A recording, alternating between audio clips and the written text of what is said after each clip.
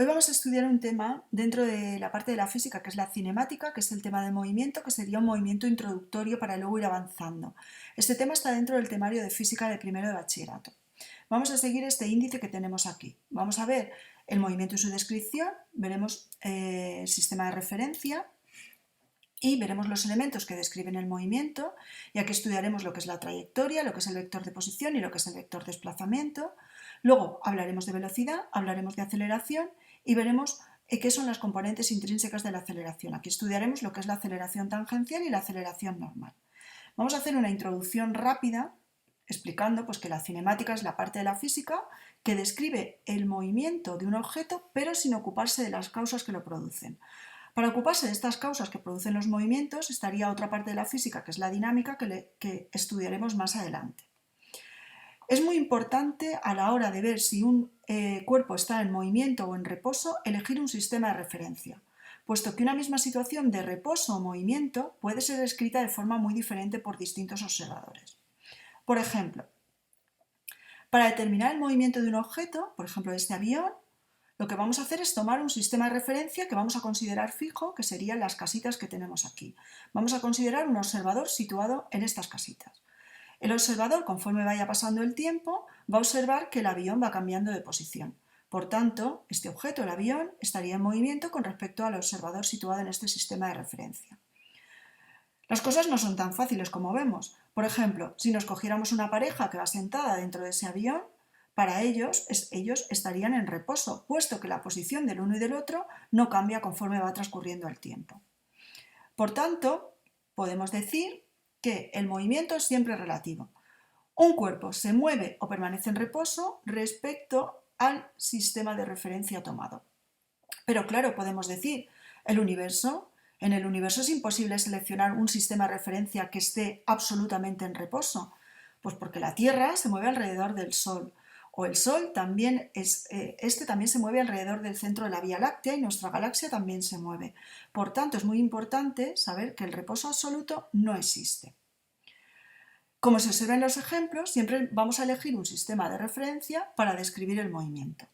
Este sistema de referencia estará formado por un punto que consideremos fijo, que será nuestro origen del sistema de referencia, y unos ejes cartesianos coordenados que se cortarán en dicho punto.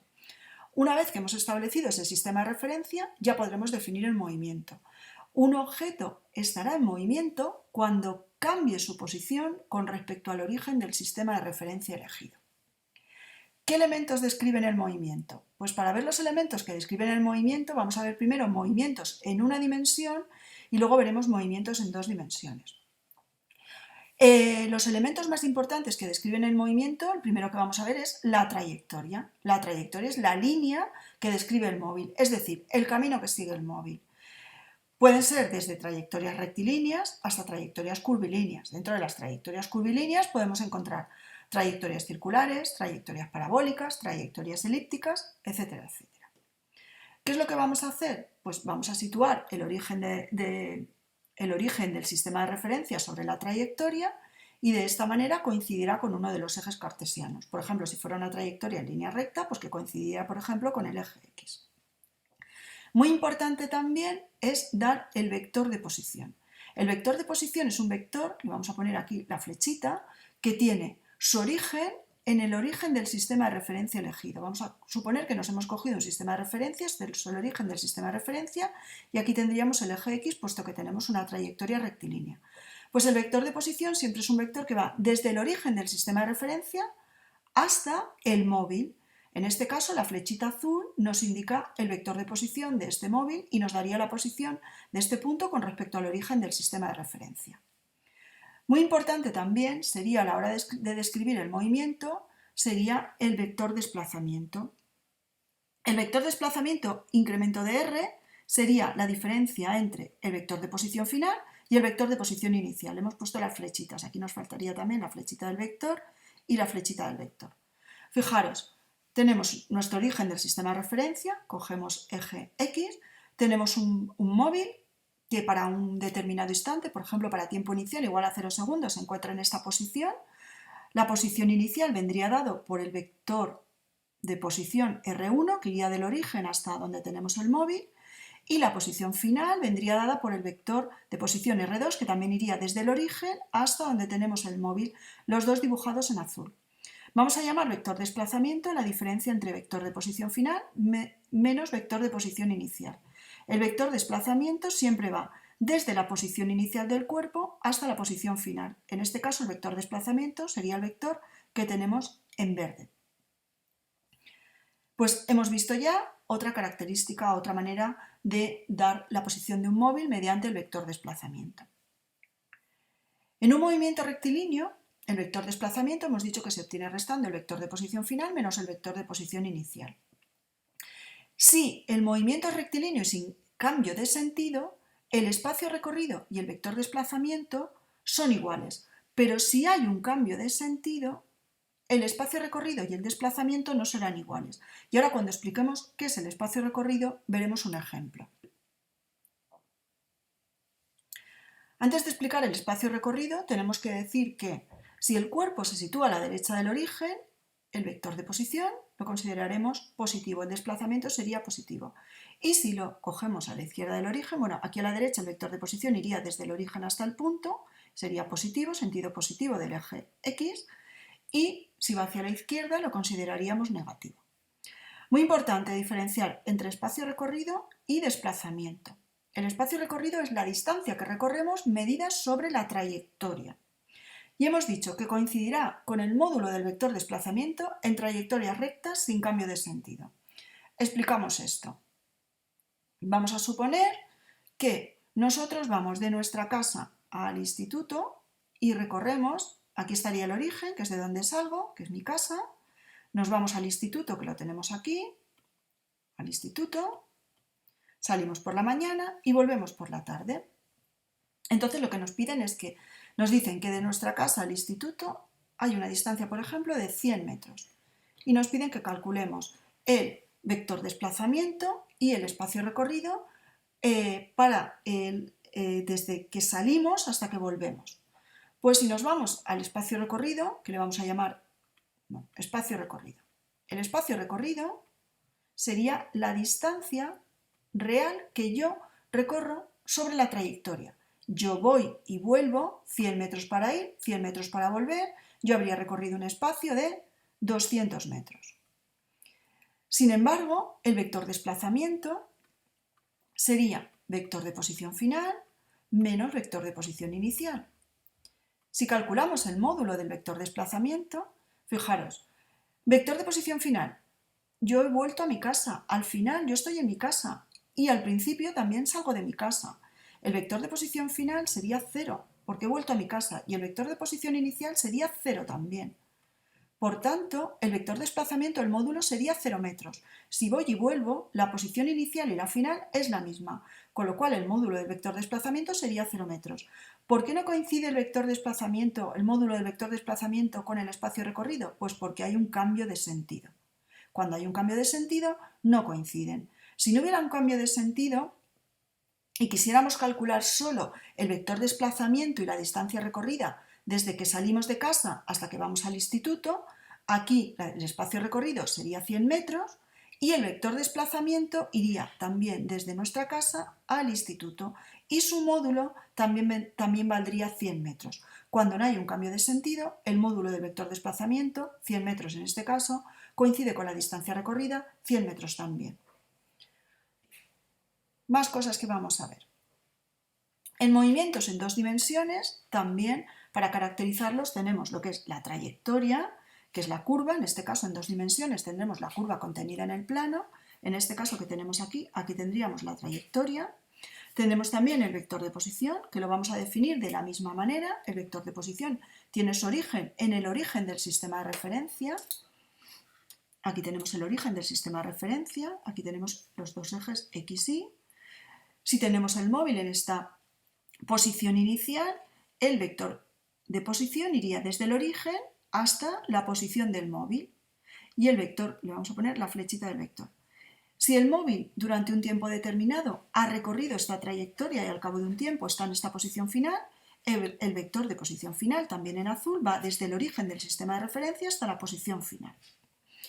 El vector desplazamiento Incremento de r sería vector de posición inicial menos vector de posición final. Y ya hemos dicho que siempre su origen está en la posición inicial y el extremo del vector desplazamiento en la posición final. Y el espacio recorrido se mide sobre la trayectoria. En este caso, como la trayectoria no es rectilínea, el espacio recorrido no coincide con el vector de desplazamiento.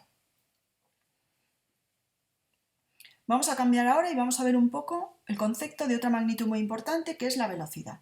Pues la velocidad también es una magnitud vectorial. Como toda magnitud vectorial tiene que tener un valor numérico, un módulo, que es el valor numérico, una dirección y un sentido. La dirección y el sentido del movimiento. Y la velocidad me va a relacionar el cambio de posición con el tiempo empleado en ese cambio de posición. Su unidad en el sistema internacional pues es el metro por segundo. Si hablamos de la velocidad media, como es un vector, le vamos a poner en la flechita del vector, es el cociente entre el vector desplazamiento y el tiempo transcurrido en ese desplazamiento. Como estamos dividiendo un vector entre un escalar, la velocidad tendrá la misma dirección y sentido que el vector desplazamiento. Por otra parte, la magnitud escalar rapidez media la vamos a definir de la siguiente manera. La rapidez media sería el cociente entre la distancia recorrida sobre la trayectoria y el intervalo de tiempo transcurrido. Y sería un escalar. Tendríamos solo un valor numérico, distancia recorrida partido tiempo. Esta velocidad media era la que utilizábamos pues, en cursos inferiores como los de la ESO. Es muy importante definir también qué es la velocidad instantánea. Pues la velocidad instantánea es la velocidad en un instante en el que el intervalo de tiempo se hace cada vez más pequeño, más chiquitín. Vamos a ver qué ocurre cuando el intervalo de tiempo se va haciendo más pequeño. Vamos a suponer que tendríamos la trayectoria que sigue un móvil. No hemos dibujado los ejes de coordenadas, pero así creo que se va a ver mejor. Tenemos un móvil que lo tenemos en una posición inicial, lo tenemos aquí, describe esta trayectoria y al cabo de un tiempo se encuentra en esta posición de aquí también. El vector desplazamiento ya hemos dicho que es un vector que une la posición inicial con la posición final. Incremento de r sería posición final menos posición inicial. Vamos a ver qué ocurre cuando vamos cogiendo intervalos de tiempo cada vez más chiquitines hasta que ese intervalo de tiempo se hace tan pequeño que tiende a cero. Porque cuando el intervalo de tiempo tiende a cero podemos hablar de una velocidad instantánea. Pues fijaros, si vamos reduciendo el intervalo de tiempo, para tiempos más pequeños partimos siempre de esta posición inicial. Para tiempo más pequeño, el móvil en vez de recorrer toda esta distancia sobre la trayectoria, pues para este tiempo recorrería esta distancia, menos distancia. Para tiempo más pequeño, pues recorrería menos distancia, estaría aquí. Fijaros que el vector desplazamiento, cada vez, conforme vamos haciendo tiempos más pequeños, cada vez se va acercando más a la trayectoria. Hasta que llega un momento, lo veis, cada vez se acerca más. Los trazos discontinuos corresponden a las velocidades, puesto que hemos dicho que la velocidad era igual al vector desplazamiento con respecto al tiempo y tenía la misma dirección y sentido. Conforme vamos cogiendo intervalos de tiempo cada vez más chiquitines, lo veis, el intervalo de tiempo de aquí a aquí ha pasado menos tiempo que de aquí a aquí. Para intervalos de tiempo cada vez más pequeños, fijaros que el vector desplazamiento, fijaros que aquí ya está muy próximo a la trayectoria. Aquí ya prácticamente coincide con la trayectoria para esta posición. Y si estuviéramos en una posición aquí, fijaros que tendría una dirección tangente a la trayectoria. Tendríamos ya que el vector desplazamiento es tangente a la trayectoria y por lo tanto la velocidad también es tangente a la trayectoria. En esa situación podríamos estar hablando de velocidad instantánea porque son intervalos de tiempo muy pequeños. Por tanto, podríamos definir el vector velocidad instantánea como el límite cuando el incremento de tiempo tiende a cero del vector desplazamiento partido del incremento de tiempo transcurrido. ¿Y esto qué es? Pues esto no es ni más ni menos que la derivada del vector de posición con respecto al tiempo. La interpretación de la derivada, una derivada es la pendiente de la recta tangente a una curva. Y aquí lo que tenemos precisamente, cuando el intervalo de tiempo se hace cero, es una tangente a una curva. Hemos dicho que el vector desplazamiento se hace tangente a la curva y por tanto la velocidad en ese instante, que es la velocidad instantánea, también es la tangente a la curva. Por tanto, para calcular velocidades instantáneas lo que haremos será derivar el vector de posición con respecto al tiempo. Y para ello seguiremos unas sencillas reglas que lo veremos en problemas, reglas muy fáciles de derivación. Hemos dicho que el vector velocidad instantánea es tangente a la trayectoria. A su módulo lo vamos a llamar rapidez y sería el límite cuando el incremento de tiempo tiende a cero de la distancia recorrida sobre la trayectoria durante un intervalo de tiempo determinado. Otra magnitud muy importante es la aceleración, que también es una magnitud vectorial, y esta nos va a relacionar el cambio de velocidad con el tiempo empleado en ese cambio de velocidad. Y en el sistema internacional la vamos a medir en metros partido segundo al cuadrado. Vamos a definir también lo que es la aceleración media y la aceleración instantánea. El vector aceleración media es el cociente entre el incremento del vector velocidad y el intervalo de tiempo transcurrido. Mientras que para calcular el vector aceleración instantánea o simplemente aceleración, haremos lo mismo. Para calcular la aceleración instantánea, que ya no le vamos a poner la m de media, siempre que pongamos a será aceleración instantánea y diremos solamente aceleración, nos estaremos refiriendo a la aceleración instantánea, será el límite para tiempos muy chiquitines, cuando el incremento de tiempo tiende a cero, de la variación del vector velocidad con respecto al tiempo. Y aquí volvemos a tener una derivada, la derivada de la velocidad con respecto al tiempo. Cuando queremos calcular la aceleración, derivaremos el vector velocidad con respecto al tiempo. A diferencia del vector velocidad instantánea, la dirección del vector aceleración no tiene por qué ser tangente a la trayectoria, como veremos a continuación. Vamos a ver qué son las componentes intrínsecas de la aceleración. Pues hemos dicho que para tener una aceleración tiene que haber un cambio en el vector velocidad. Pero es que el vector velocidad, como todo vector, tiene un módulo, tiene una dirección, tiene un sentido. Por lo tanto, para tener una aceleración, la velocidad del móvil puede variar o en módulo o en dirección. Si el vector velocidad cambia en módulo, cambia su valor numérico, tendremos la llamada aceleración tangencial para cambios en el módulo del vector velocidad. Mientras que si el vector velocidad cambia en dirección, tendremos lo que llamamos la aceleración normal o centrípeta, cuando cambie la dirección del vector velocidad. Y eso ocurre cuando estamos haciendo una trayectoria que pueda ser, por ejemplo, una trayectoria circular, una curva. Fijaros, ¿cómo vamos a dibujar las dos aceleraciones? Pues lo que vamos a hacer es elegir un sistema de referencia intrínseco asociado a un punto de la trayectoria y vamos a dibujar dos ejes. Un eje que sea tangente a la trayectoria, que sería este de aquí, y otro eje que sea perpendicular a ella. Pues bien, el vector aceleración tangencial será tangente a la trayectoria. Lo dibujaremos tangente a la trayectoria. La curva que tenemos aquí en rojo, es la trayectoria. La aceleración tangencial hemos dicho que aparecerá siempre que el vector velocidad cambie su módulo. Mientras que el vector aceleración normal será perpendicular a la trayectoria o a la aceleración tangencial y siempre estará dirigido hacia el centro de curvatura, siempre hacia el centro de curvatura. La suma de los dos vectores aplicando la regla del paralelogramo me daría la aceleración total, que sería la suma de aceleración tangencial más aceleración normal. ¿Cómo podríamos calcular los módulos? Hemos dibujado aquí la dirección de los dos vectores, aceleración tangencial y aceleración normal, y lo que vamos a hacer es calcular sus módulos. ¿Cómo podríamos calcular el módulo de la aceleración tangencial? Pues el módulo de aceleración tangencial haríamos la variación de la velocidad con respecto al tiempo y tendríamos su módulo. Mientras que la aceleración normal, que mide la rapidez con que cambia la dirección del vector velocidad, sería igual a la velocidad al cuadrado partido el radio de curvatura. Por si no habéis entendido muy bien qué significa que cambie la velocidad, el vector velocidad en dirección, pues fijaros, en este caso de aquí donde el móvil describe una trayectoria curvilínea, si cogemos un punto de aquí y dibujamos la tangente, el vector velocidad ya hemos dicho que siempre es tangente a la trayectoria. Si dibujamos la tangente, la tangente más o menos, una tangente bien dibujada, aquí tendríamos, haciendo la tangente, que no me ha salido bien, pero bueno, una recta tangente, tendríamos el vector velocidad. Si este punto se desplaza de aquí hasta aquí, dibujando otra recta tangente, tendríamos la dirección del vector velocidad. Y fijaros, ¿veis cómo la dirección del vector velocidad no es la misma aquí que aquí? Se ha producido un cambio en la dirección del vector velocidad. Siempre que se produce un cambio en la dirección del vector velocidad, nos va a aparecer una aceleración normal o centrípeta. Y si aparece un cambio en el módulo, pues por ejemplo, que aquí el móvil llevara una velocidad de 90 km por hora y aquí que la llevara, por ejemplo, de 80 km por hora.